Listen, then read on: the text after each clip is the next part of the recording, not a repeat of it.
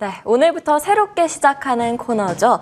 미국 경제와 증시에서 가장 핫한 이슈를 토대로 투자 전략을 세워보는 시간입니다. 이재선의 투자 백미 시작합니다.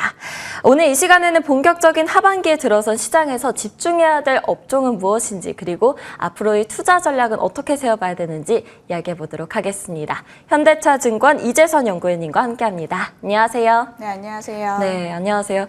본격적인 이제 하반기에 들어섰는데요. 국내외 증시 어떻게 보고 계신지 간단하게 설명 부탁드립니다. 일단 7월 한 달간 놓고만 말씀드리자면은 연준의 명령을 좀 기다리자라고 저는 말씀을 드릴 수가 있을 것 같고요. 네. 연준의 그 Q 사인이 떨어질 때까지는 증시 자체는 사실 상승을 좀 추세적으로 하기보다는 오히려 숨고르기 구간에 들어갈 가능성이 높다라고 생각이 들어서 우리나라 증시도 마찬가지로 네. 좀 종목장 장세가 지속될 가능성이 높다라고 생각을 하고 있어요. 뭐 수출이 지금 사실 6월 달에 무역 수지가 흑자 전환을 하고 증가율이 플러스 반전을 하긴 했지만 시장 예상치 대비해서는 사실 좀 저조한 수준이었고요. 무엇보다도 저희가 상반기 때 기대했던 것만큼 중국의 리오프닝 속도가 그렇게 빠르게 나타나지 않고 있습니다. 이게 결국에는 사실 수출에 이제 녹아지는 부분이기 때문에요. 네. 중국을 계속해서 조금 예의주시를 해야 될 필요가 있을 거는 같아요.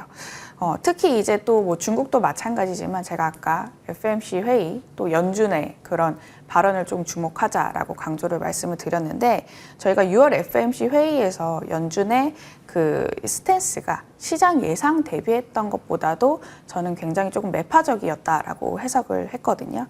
실제로도 저희가 점도표를 보자면은 2023년에 그 중앙값, 기준금리의 중앙값이 50bp 가까이 올라가 있고요. 네. 아직까지 이제 파월 의장 인터뷰를 살펴보자면은 연내 2차례 추가 금리 인상 가능성을 배제하지 않는다라고 계속해서 강조를 하고 있기 때문에 이게 2년물 금리를 계속해서 4.7에서 4.9%, 그러니까 추세적으로 하락하는 거를 좀 저지하는 요소로 지금 자리를 잡고 있게 되는 상황입니다. 네. 이머징 증시를 전체적으로 봤을 때 외국인들이 이머징 증시를 다른 지역들 대비해서 좋게 보는 결정적인 요소가 사실 금리와 또 이제 달러 부분이거든요. 근데 금리 같은 경우는 아까 제가 말씀드렸다시피 연준의 명령이 아직까지는 떨어지지 않고 있기 때문에 높은 수준을 유지하고 있는 상황이고 달러도 마찬가지로 보자면요. 저희가 횡보를 계속해서 하고 있어요. 추가적인 하락 요인이 그렇게까지 많이 보이지 않는 상황입니다. 네. 그렇기 때문에 이머징 전체를 놓고 봤을 때는 수급 여건에서는 조금 7월 달은 불리한 요건이다라고 말씀을 드릴 수가 있을 것 같고요. 네. 다만 그렇다고 해서 저는 약세장으로 빠질 가능성은 그렇게 크게 보고 있지는 않은 상황이고 이게 기간 조정이 조금 지속이 되다 뿐이지 사실 가격 조정으로 이어질 가능성 제한적이라고 생각이 들어서요. 하단은 여전히 지지가 될 것이라고 생각을 하고 있습니다. 네. 무엇보다 뭐 2년물 금리가 제가 아까 절대적인 수준이 높다라고 했지만 시장 참가자들이 예상하는 그 기대 인플레이션이라고 또 다른 이제 저희가 인플레이션 선행 지표가 있거든요. 이거를 이제 평균적으로 합산을 해봤을 때는 3% 이하 수준까지 떨어졌기 때문에 이미 시장 자체는 사실 인플레이션 피크아웃 가능성을 더 높게 보고 있는 상황이고 네. 근데 연준 같은 경우를 보자면은 이 데이터로 반영되는 것을 확인한 이후에 사실 이제 기조 전환을 할 수 있는 여건이 마련이 되기 때문에 하드 데이터가 이제 나온다라고 했을 때는 추세적으로 떨어지는 부분이 연준도 아마 7월에서 8월 넘어가는 구간 내에서는 저희가 8월 달에는 잭슨홀 회의가 예정이 되어 있고요. 7월 말에는 FOMC 회의가 예정이 되어 있기 때문에 구간별로 연준의 스탠스를 좀 파악을 할 필요가 있다라고 보고 있습니다. 네, 7월에는 모멘텀이 약화되는 구간이라고 이야기를 해주셨는데요. 이제 코어 CPI가 나오죠. 이 코어 CPI가 하락할 경우 연준의 기조에 어떤 변화가 있을지가 궁금합니다. 저희가 12일 날 코어 CPI 발표가 예정이 되어 있는데요. 네. 지금 시장 컨센서스 같은 경우를 보자면 5.1% 초반대입니다. 아직까지는 좀 절대적으로 높은 수준이거든요. 근데 이게 만약에 이제 시장 예상치 대비해서 하회를 한다라고 했을 때는 증시 방향성을 한 번 더 모색할 수 있는 기회가 될 수 있을 것 같고요. 그렇지 않은 경우, 그러니까 시장 예상치에 부합하거나 오히려 소폭 이제 상회를 하는 경우는 사실 시장의 기간 조정을 좀 더 연장할 수 있는 재료로 작용할 가능성이 높다라고 네. 생각을 하고 있습니다. 통상적으로 저희가 과거 유가 파동 국면 당시와 많이 비교를 하게 되는데 유가 파동 국면 당시도 증시가 추세적으로 올라가는 그 선결 조건 중에 대표적으로 하나가 코어 CPI가 기준금리 대비해서 본격적으로 절대적인 수치가 낮아지는 구간 내에서 증시가 펀디멘탈에 대한 기대감으로 이제 올랐었고요. 근데 지금 같은 경우를 보자면은 기준금리와 거의 맞붙은 상태지만 추세적으로 기준금리 대비해서 떨어진다라는 확신은 아직 데이터상으로 조금 부족해 보입니다. 그래서 7월 달에 제가 숨고르기라고 말씀드린 이유 중에 또 하나가 그 부분일 것 같고요. 네. 이 이후에 사실 이제 코어 CPI 같은 경우를 보자면은 저희가 집값에 대한 기여도는 사실 3분기 말 정도까지 이제 놓고 보자면 빠질 가능성은 높긴 하거든요. 그래서 데이터상으로 확인되는 보다 확신이 이제 좀 더 설 수 있는 7월 달보다는 오히려 8월 달이 좀 더 사실 증시의 상승에 있어서는 매크로 환경이 여건이 마련될 가능성이 높다라고 생각을 하고 있습니다. 네, 기준금리와 근원 CPI가 맞붙으면 호재다라는 점까지 확인을 해볼 수가 있었는데요. 그렇다면 코스피가 6월 FOMC를 기점으로 사실 매수 강도가 좀 낮아지고 있는 상황입니다. 좀 긍정적인 요인들은 없는지가 궁금하고요. 또 앞으로 전체 어닝 추정치 이 속도가 어떻게 될지 예상되시나요? 네, 긍정적인 요인을 이제 말씀을 드리자면은 네. 제가 아까 서두에서도 무역 수지가 처음으로 이제 플러스 전환, 16개월 만에 전환을 했다는 점이 좀 긍정적인 요인으로 꼽을 수는 있을 것 같아요. 아무래도 저희가 워낙 약세가 진행됐던 구간 내에서는 결정적으로 무역 수지 적자 때문에 사실 이제 환차익에 대한 매력도가 낮아지게 되면서 외국인의 수급 강도가 상대적으로 좀 더디게 이루어졌다라고 저는 해석을 할 수가 있을 거는 같고요. 따라서 이제 저희가 수출이 저점을 찍고 반등하는 거는 하반기 때 있어서의 전반적으로의 긍정적인 포인트라고 들 수는 있을 거는 같습니다.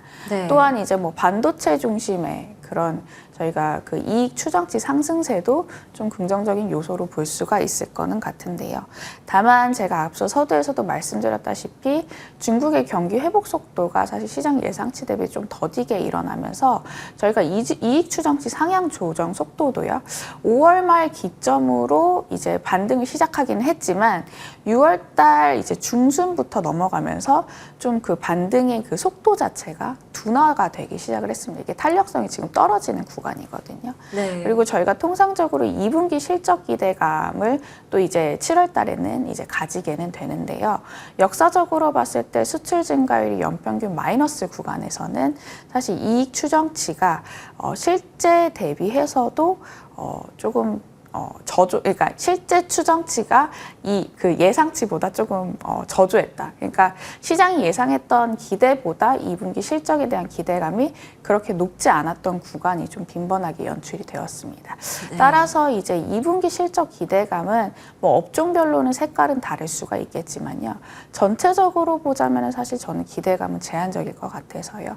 오히려 분기 실적 기대감 같은 경우를 보자면은 저희는 3분기, 4분기 때가 더 좋아질 거다라고 생각을 하고 있습니다. 네.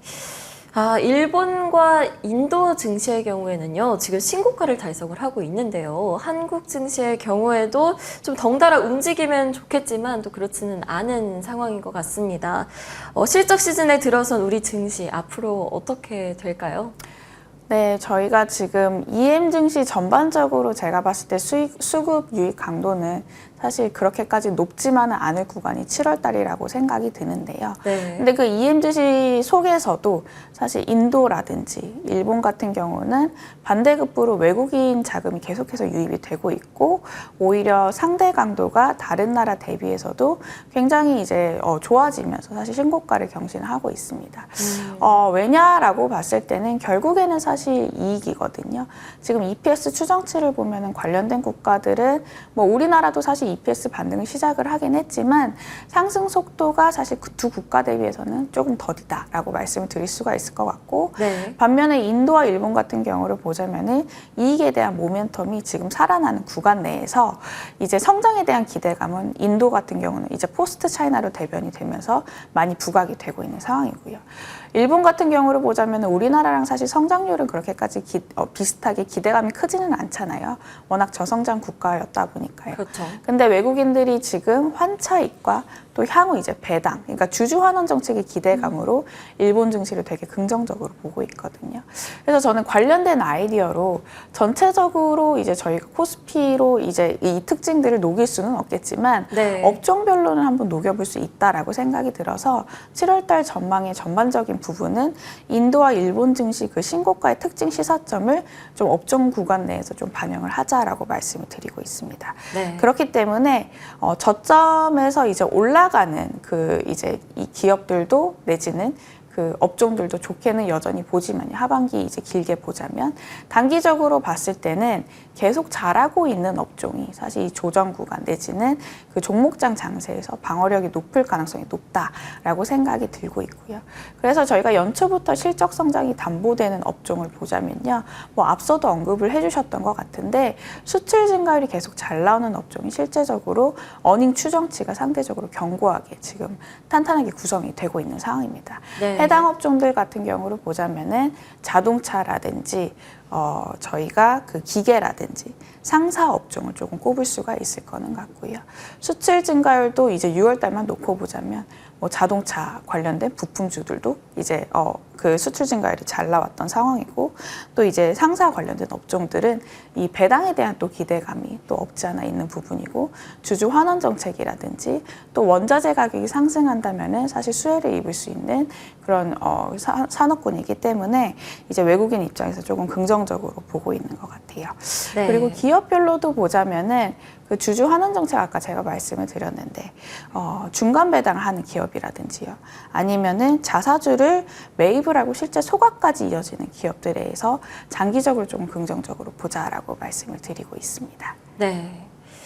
실질적인 이익 영향이 높은 자동차 상사 그리고 기계 쪽에 주목해보자 이야기를 해주셨고요. 또 배당과 자사주 소각 기업들에도 주목해보자 말씀해 주셨습니다.